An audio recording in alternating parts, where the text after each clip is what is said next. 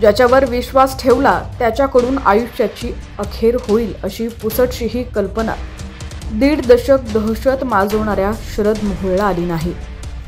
पुण्यातील कुख्यात गुंड शरद मोहोळची काल दिवसाढवळ्या गोळ्या झाडून हत्या करण्यात आली। या घटनेनं पुण्यासह राज्यात एकच खळबळ उडाली।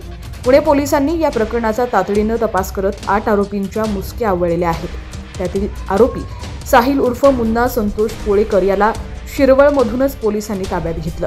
शरद मोहोळची हत्या कशी झाली हे आता समोर आलेलं आहे। शरद मोहोळची सावली म्हणून वावरणाऱ्यांनीच त्याचा काटा काढला।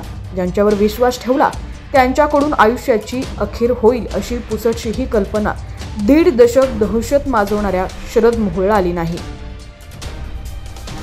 नेमकं त्यानं काय कट रचला होता हे आपण पाहूयात। त्याआधी तुम्ही HPN मराठी न्यूज चॅनलला सबस्क्राईब केलं नसेल तर नक्की सबस्क्राईब करा आणि बेल आयकॉनवर क्लिक करून नोटिफिकेशन्स मिळवा।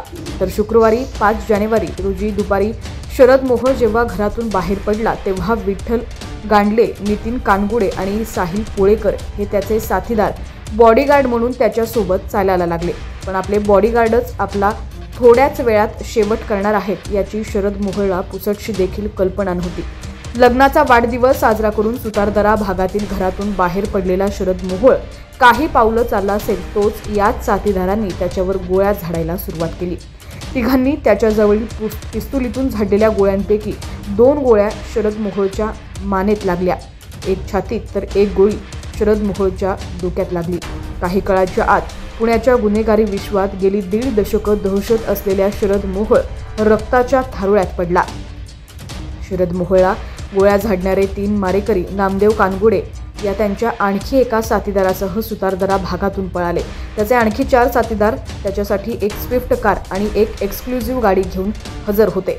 पुणे बेंगलोर राष्ट्रीय महामार्गावरून या 8 जणांनी साताऱ्याच्या दिशेनं वाहनातून पळायचं ठरवलं। मात्र त्यांच्या गाड्यांचे नंबर ट्रेस करून पुणे पोलिसांनी लगेचच त्यांचा पाठलाग सुरू केला आणि शिरवळजवळ पाठलाग करून 8 जणांना अटक केली आहे। त्यांच्याकडून 3 पिस्तुले जप्त करण्यात आलेली आहेत। शरद मोहोळचे हे मारेकरी त्याचे साथीदार म्हणून गेल्या काही दिवसांपासून त्याच्या टोळीत काम करत होते।